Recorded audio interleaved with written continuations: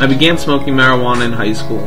When I started smoking, I would only do it recreationally. However, as the stress of choosing college and keeping my grades up increased, I began doing it more and more, until soon I was smoking every time I was under stress. Over the course of the next year, using marijuana became my primary coping mechanism for stress, and it started to affect my social life.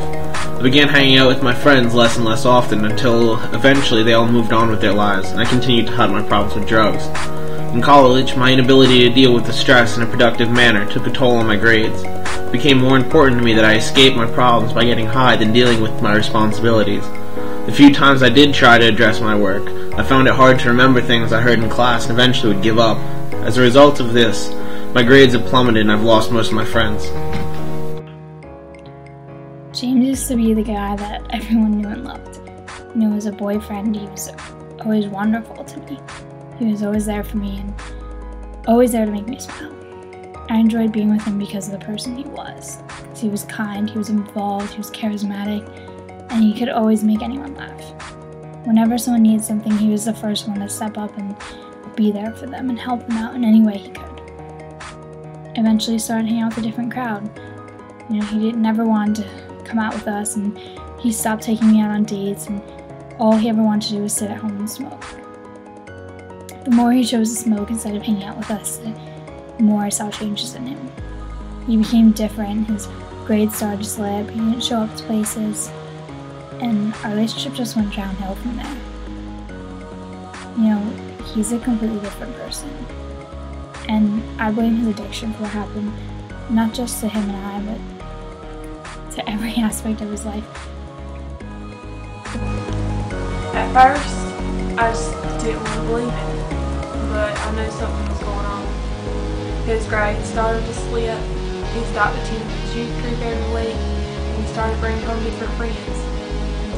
I tried to sit down and talk to him, and I tried to ask him what was going on, and he would just get mad and tell me to leave him alone all this time. He eventually stopped doing supper with us. He would say he was going to eat or hang out with his new friends. Later on at night, I would catch him eating up all our snacks in our kitchen. It just wasn't the James I knew. I talked to other parents to see if their children were going through the same changes. I thought maybe this was just a stage, just his age. But most parents said no.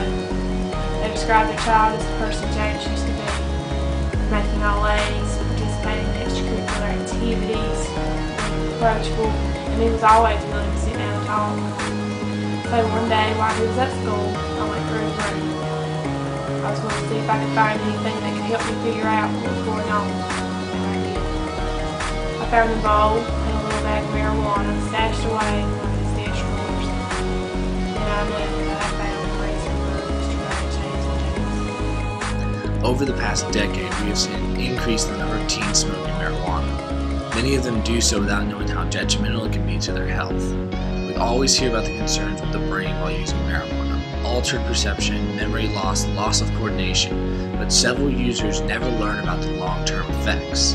Smoking any form of cannabinoid carries with it the same risks to the lungs as tobacco does, including increased infection rates and future breathing difficulties. Research has also strongly suggested that cannabinoids also bring with them an increased risk of developing cancer and tumors. The biggest concern for me isn't the risks themselves, but rather that there is so little knowledge of these risks among users. The marijuana has changed him completely, and it's really sad because the guy that I knew, the James that I remember, was a really good guy. He was a role model, he was a good friend, but that person's completely gone.